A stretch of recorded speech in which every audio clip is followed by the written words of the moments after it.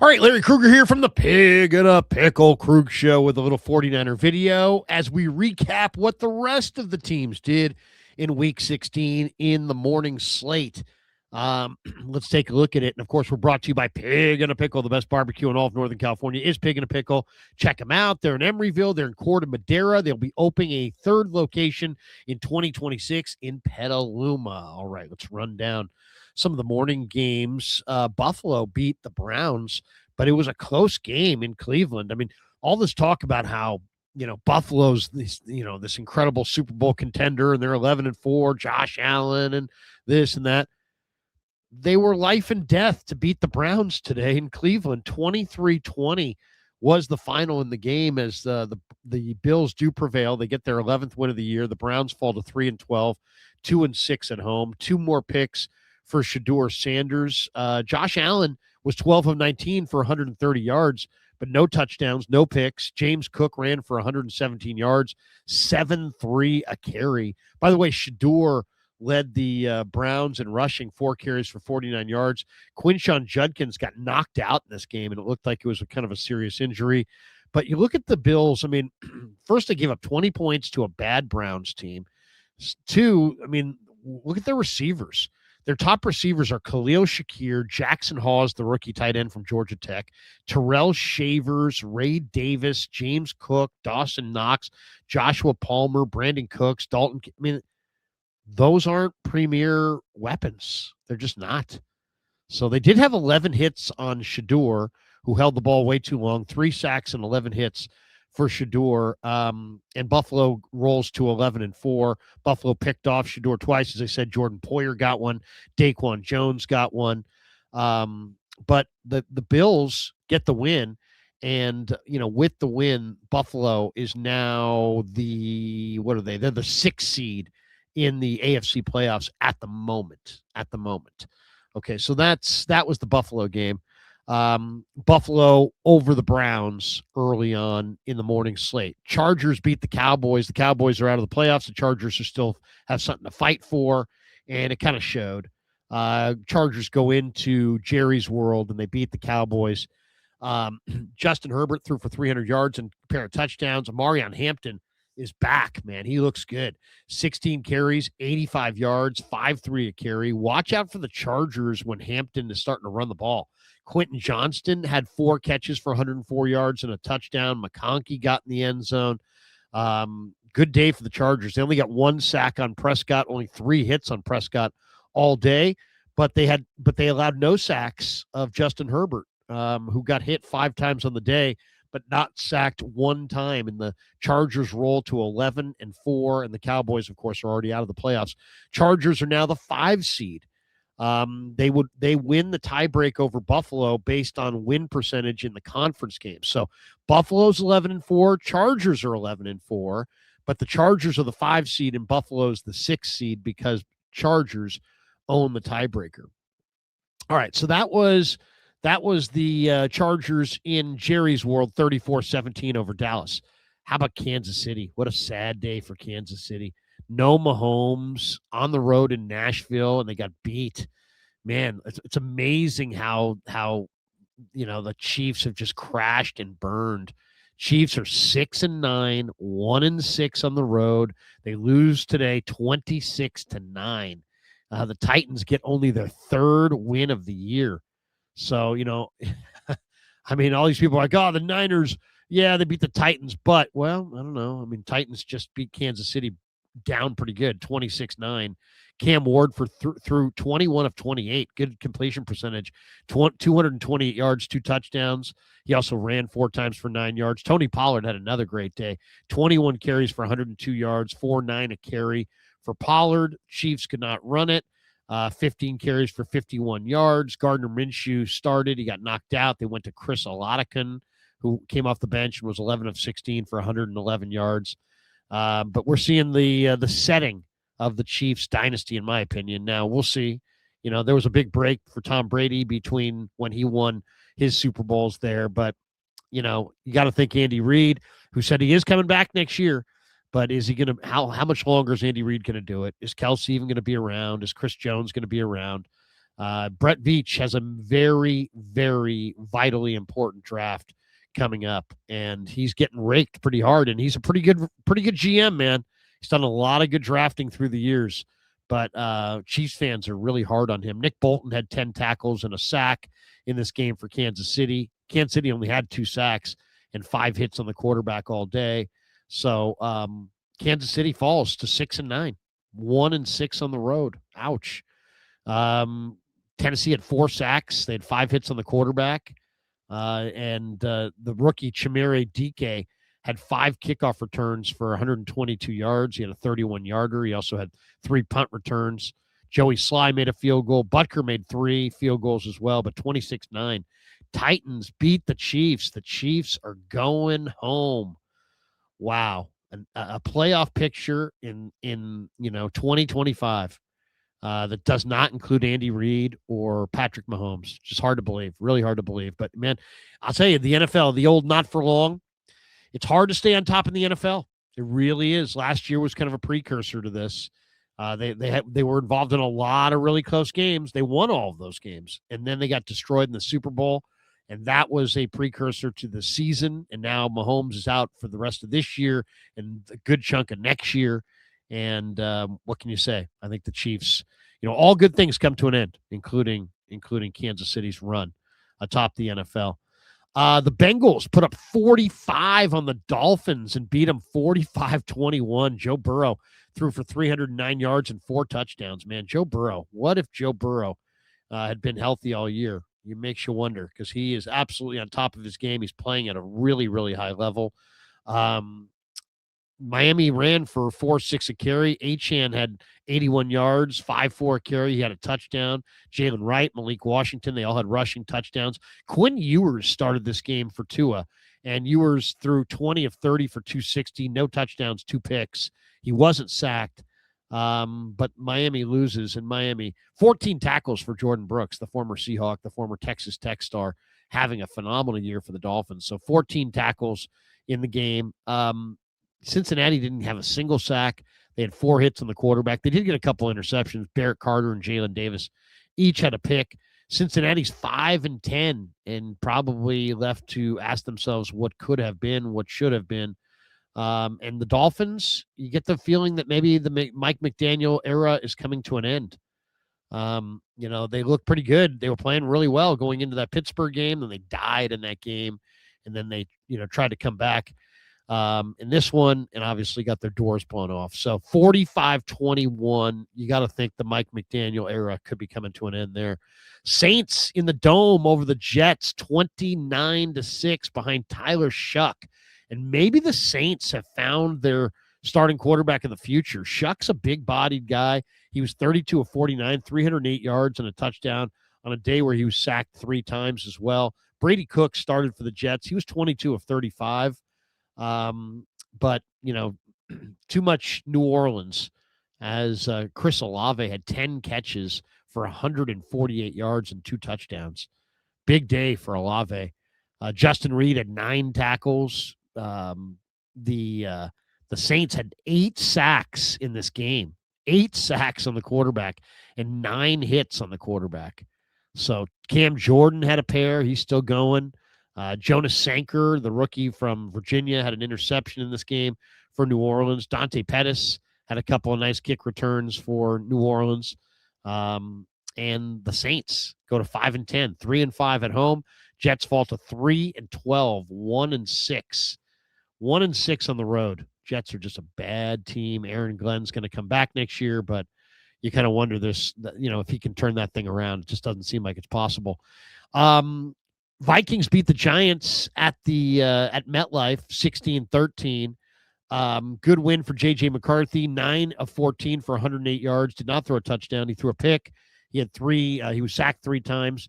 But J.J. McCarthy beats Jackson Dart. So there you go. Vikings go to 7-8, 5-4 on the road. The Giants fall to 2-13. So just a rough year for the Giants, and they had no passing game to speak of. Jackson Dart threw for 33 yards. 33 yards. Now, I'm sure the wind was howling, but still, 7 of 13 for 33 yards and a pick for Jackson Dart. Wan'Dale Robinson was their leading receiver. He had 3 catches for 19 yards. Justin Jefferson, 6 for 85, so he had a decent day. 16 tackles for Blake Cashman. One of the NFL's most underrated players, I believe, is Blake Cashman. 5 sacks and 6 hits on the quarterback by Minnesota's defense, and the Vikings beat the Giants at MetLife. And Dart, and a lot of people really like Dart. I just think that there's a lot of work that needs to be done there. I mean, he just doesn't see it. Not seeing the field, holds the ball too long, takes a crazy number of hits they really shouldn't take. And you take 1 or 2 of those, and it's like, hey, man, the guy's tough. You take 3 or 4 of those, and you're like, hey, this guy's an idiot. Get rid of the ball, dude. He's not long for the NFL if he doesn't learn that. 2-13, the Giants are having a rough year. And, of course, Dayball's already out. Mike Kafka's the interim coach, who I really like. I think Mike Kafka, former Northwestern quarterback, is a smart guy, good offensive coach. I think that would be a good hire for the Giants to hire him as the full-time guy, but I doubt they will. 16-13, Vikings beat the Giants at MetLife. Around the holidays, it feels like scams are everywhere, and that's why I'm more careful than ever when I'm sending money, which is why Cash App really stands out to me. Scammers know the holidays are busy for everyone, which can make us all targets for scams. And that's why Cash App builds in protections to help keep your money safe while you're checking off your shopping list. If you're about to send money to someone for a deal that's just too good to be true, and Cash App flags it as a potential scam, they'll warn you before you send the money. Cash App also gives you an extra layer of protection with features like Security Lock. You can require a PIN, Face ID, or a fingerprint to unlock your account and move money. So even if someone gets a hold of your unlocked phone at a holiday party or wherever, your money is right where you left it. For a limited time only, new Cash App customers can use our exclusive code to earn some additional cash. For real, just download Cash App, use our exclusive referral code, SECURE10. Don't forget, it's SECURE10. Use that in your profile. Send $5 to a friend within 14 days, and you'll get $10 dropped right into your account. Terms apply. That's money. That's Cash App. Cash App is a financial services platform, not a bank. Banking services provided by Cash App Bank partners. Prepaid debit cards issued by Sutton Bank, member FDIC. Promotions provided by Cash App, a Block Inc. brand. Visit cash.app/legal/podcast for full disclosures. And maybe the game of the day in the NFC, the Buccaneers lose again. Panthers beat them in Charlotte, 23-20 behind Bryce Young. And Tampa is just absolutely limping towards the finish line. And now the Panthers are probably going to push in front, or they are pushing in front. And if you look at it right now, the seeds as we go into the afternoon slate, and I'll share the screen so you guys can check this out for yourself. This is the up-to-the-minute deal on the playoff picture in the NFC. So right now, Seattle's the 1 seed at 12-3. Bears are the 2 seed at 11-4. Eagles are the 3 seed at 10-5. They would host the Niners in the first round, the way if everything holds to form, but it probably won't. Carolina, though, is now the 4 seed, and they are 8-7. And they, with today's win, kicked Tampa Bay out of the playoffs. If the season ended right now, you see Tampa's out. They're not guaranteed yet out, but for the moment, they're on the outside looking in. And I think that's kind of a break because, Tampa's got Mike Evans. They got Baker Mayfield. Todd Bowles' blitz-heavy defense is always a challenge for opposing offenses, while Carolina's just happy to be there. And they're young. Carolina's a young football team with a young quarterback. Bryce Young was 21 of 32, 191 yards and 2 touchdowns. Mayfield was 18 of 26 for 145. He had 1 touchdown, 1 pick. Mayfield ran for 49 yards in this game. Buccaneers struggled to run it. Irving ran for 3.7 a carry. They ran for 169 as a team, but a lot of that was Mayfield and Rachaad White. But overall, Tampa outrushed Carolina 169 to 101. They both had over 5 yards a carry. But, man, Tampa, I mean, Mecca Egbuka was really cooking early in the year. He had 1 catch today. Mike Evans is back. He had 5 catches for 31 yards and a touchdown. Chris Godwin was in there today, 5 catches for 30 yards. You look at those weapons, Egbuka, Evans, Godwin, Cade Otton, Jalen McMillan, Rashad White, Tez Johnson. You look at that group and you're like, wow, man, Tampa's dangerous, but they just got beat up. They were hurt early in the year, and they just limped home. Tenaroa McMillan today had 6 catches for 73 yards and a touchdown. Rico Dowdle was held to 29 yards rushing. Tampa did a nice job of taking away Carolina's run game. But what can you say? Carolina gets the win. A nice win for Carolina. Nick Scott with 10 tackles for Carolina. Lathan Ransom, the young safety, had a pick in this game of Baker Mayfield.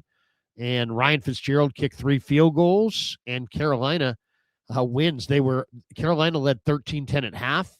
It was 2017 going into the fourth quarter, and then both sides got a field goal in the fourth, 23-20, the final.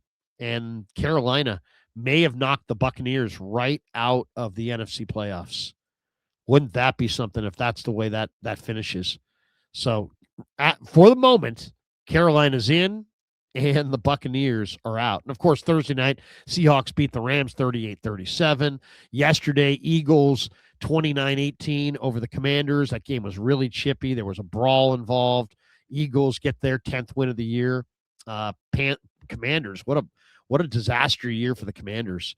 They were a breakout team a year ago. They were looking to build on it. They were hoping they were going to make another jump and contend for a Super Bowl. Instead, they fall to 4-11 under Dan Quinn. And then last night, the game, maybe one of the games of the year, the Bears were down 2 touchdowns late. The Packers can't field an onside kick. The game went to overtime. And the Bears won it in OT, 22-16. Caleb Williams victorious, and Green Bay falls to 9-5-1.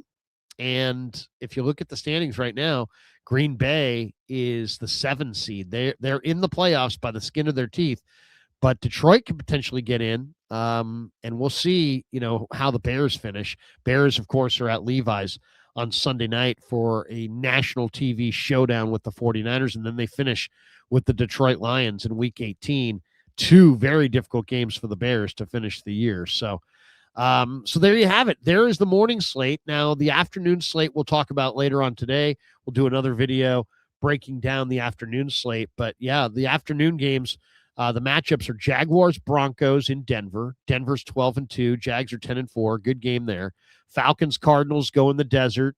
Cardinals looking for their 4th win of the year. Nightmare year for them. Falcons also have really, really died down the stretch.